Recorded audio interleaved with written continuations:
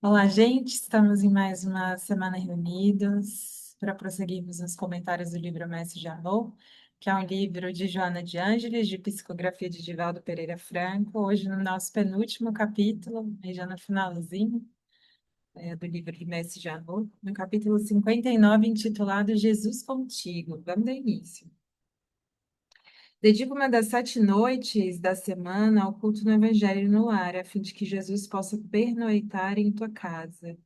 Prepara a mesa, coloca água pura, abre o evangelho, distende a mensagem de fé, enlaça a família e ora. Jesus virá em visita. Isso é belo, né?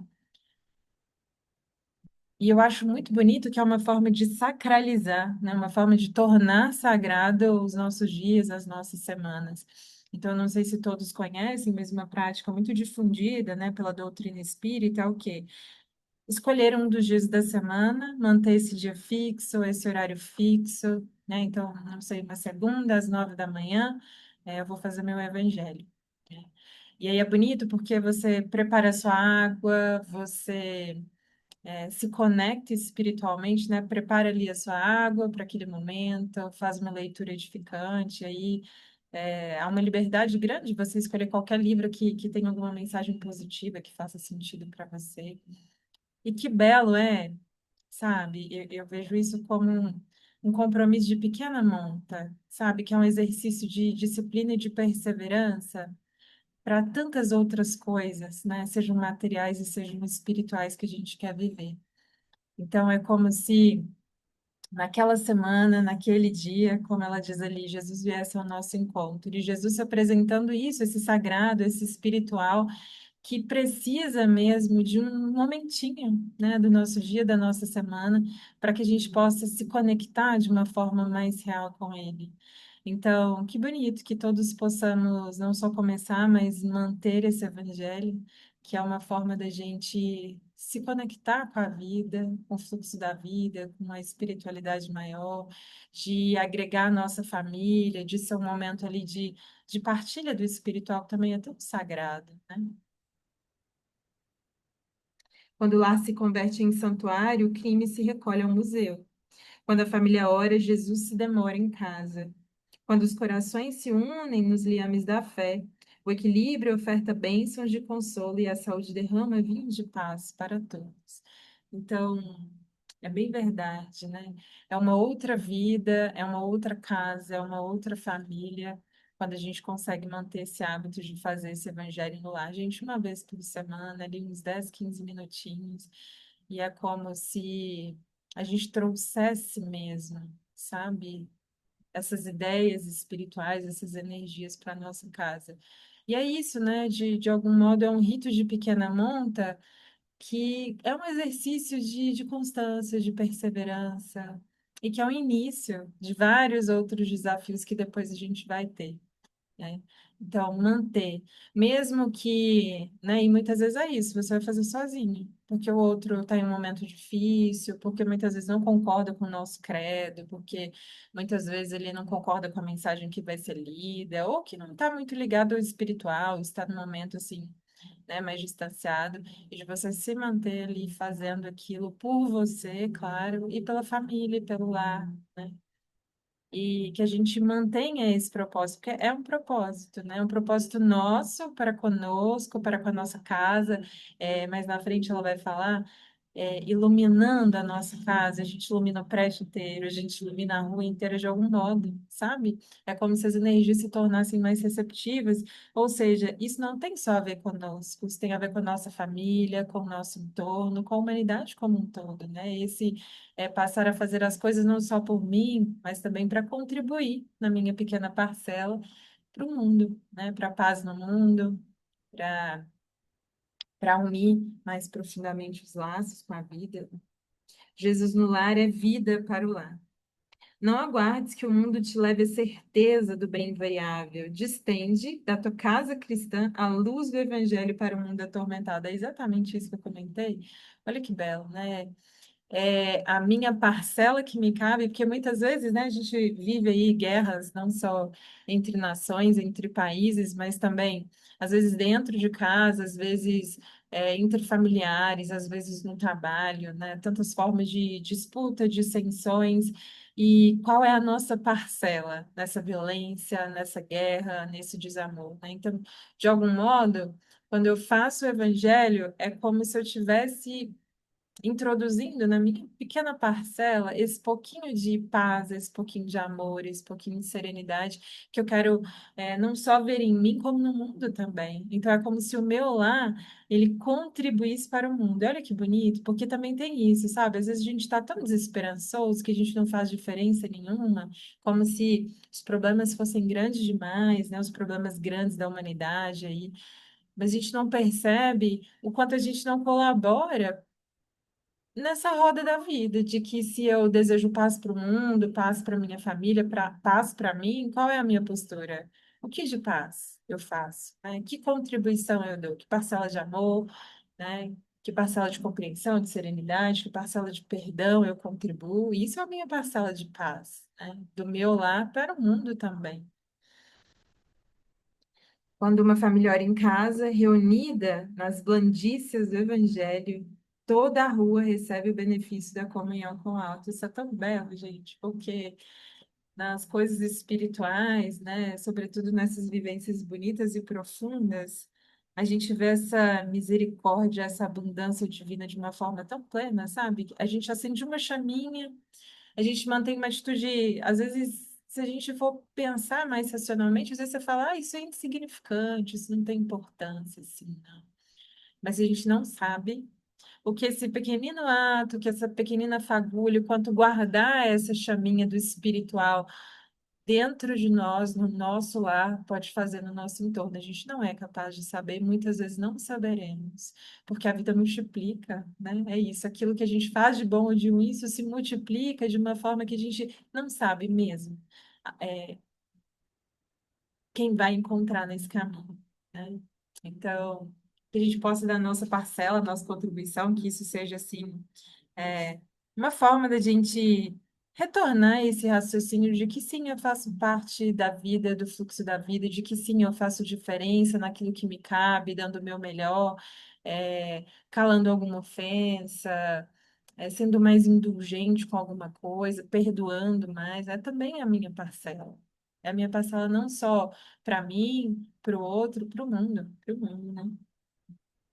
Se alguém no edifício de apartamentos alça aos céus a prece da comunhão em família, todo o edifício se beneficia, qual lâmpada ignorada acesa na ventania. É bela essa imagem, né? Então, aquela ventania, no meio do caos, e ali uma lâmpadazinha pequenininha acesa, constante. Olha que belo, né? No meio ao caos, no meio ao drama, à escuridão, aos dias vazios, ao desamor aquela chaminha acesa, permanente, constante. Que belo é, né? Saber que há pessoas que são isso, é, não só para si mesmas, como para o mundo também. E veja, que a gente tome isso como um norte também. Também eu posso ser em alguma parcela isso, não em totalidade, não em perfeição, porque estou longe disso, mas deixa eu dar a minha parcela, deixa eu fazer a parte que me cabe, né? Deixa eu ser melhor cada dia, deixa eu ser mais digna a fim de portar cada vez mais, de forma mais pura, essa lâmpadazinha, que vai não só iluminar a minha vida, e obviamente vai iluminar primeiro a minha vida, mas de tantos e tantos e tantos outros seres que a gente não tem ideia do alcance disso, né? Não te afastes da linha direcional do Evangelho entre os teus familiares. Continua orando fiel, estudando com os teus filhos e com aqueles a quem ama as diretrizes do Mestre. E, quanto possível, debate os problemas que te afligem à luz clara da mensagem da Boa Nova e examina as dificuldades que te perturbam ante a inspiração consoladora do Cristo. É interessante, né? Porque não é orar para que os nossos problemas cessem ou diminuam, mas é orar, né, para conseguir extrair da vida, dessa fonte abundante, dessa cachoeira infinita, dessa água que permanece constantemente jorrando em profusão, que a gente se conecte momentaneamente com isso para sentir a vida, para sentir de fato o que são os problemas, os dramas, colocar eles no lugar devido, sem mais, né? Sem subestimá-los, ou seja, sem achar que são menores do que são, não, compreendendo, sentindo, me dói, isso é desconfortável, isso daqui ainda está muito difícil, e sem supervalorizar também. Sabe? Então, essa conexão com o divino é eu me conecto com algo muito mais profundo, muito mais grandioso, muito maior do que eu, do que a minha própria existência. Então, as minhas forças se renovam. Para que vendo de cima, de mais alto, eu vejo o problema na extensão e na dimensão que ele tem, sem fugir dele, sem me escravizar a ele, né? Sem tentar reprimir as dores, mas também sem lamentações demasiadas sobre aquilo, não, dando a justa medida, né, para todas as coisas. E é isso, né? A vida se renova porque o nosso olhar é renovado, não porque as coisas sejam diferentes, não porque orar vai me isentar de problemas, vai fazer com que as pessoas se modifiquem. Talvez um dia. Mas mais do que isso, para aurir forças, né? A gente comentou isso um pouco em algumas semanas anteriores, quando a gente falava sobre oração, não para afastar as dores, diminuí-las ou cessá-las, mas para me dê profundidade de visão, para compreender por que eu passo por isso? E às vezes, mesmo sem esse porquê, mesmo sem essa compreensão profunda de falar, dê-me forças para suportar isso, porque eu sei que saindo disso, vivendo essa experiência em totalidade, sem reprimir, sairei maior. E se eu permitir, muito mais evoluído e com a consciência cada vez mais pura, podendo ser então, né, cada vez mais um instrumento mais apropriado para servir a mim e ao mundo, a mim, aos meus, né, e cada vez a mais e mais pessoas e ao mundo também. Então, que a gente possa fazer esse compromisso conosco, porque é um compromisso conosco, muitas vezes a gente vai estar sozinha, né? Minha mãe faz quase todos os dias, mas há muitos e muitos anos, religiosamente, sozinha. E é isso, esse compromisso, né? Esse compromisso de que é comigo, mas também é com a minha família. Então, é compreender assim, não há justificativa. Se o outro ainda não te compreende, se o outro ainda não entende que é algo bom, se o outro ainda não percebe qual é a valia daquilo, a extensão, ou se não vê significado, tá tudo certo. Continuemos a nossa batalha, o nosso compromisso, né? Não demandes a rua nesta noite, senão para inevitáveis deveres que não possas adiar.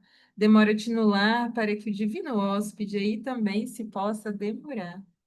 E quando as luzes se apagarem, a hora do repouso, ora mais uma vez, comungando com ele, como ele procura fazer, a fim de que ligado a ti possas em casa uma vez por semana, em 7 noites, ter Jesus contigo. Olha que belo, né? E no final da noite a gente possa rezar de novo para que essa conexão se estreite, para que de fato a gente possa viver, né? Tem uma frase de Paulo muito bonita, que é estar no mundo sem ser do mundo, ou seja, eu compreendo porque eu estou aqui, porque eu faço o que faço, eu compreendo as posições transitórias que a vida me deu, as pessoas que a vida me concedeu naquele momento, né? Aquilo que eu devo fazer, o meu grau de atuação no mundo, que são provisórios, né? Que são para minha utilização mesmo, que são para o meu usufruto, mas que não me pertencem, e compreender, a vida sabe o que faz,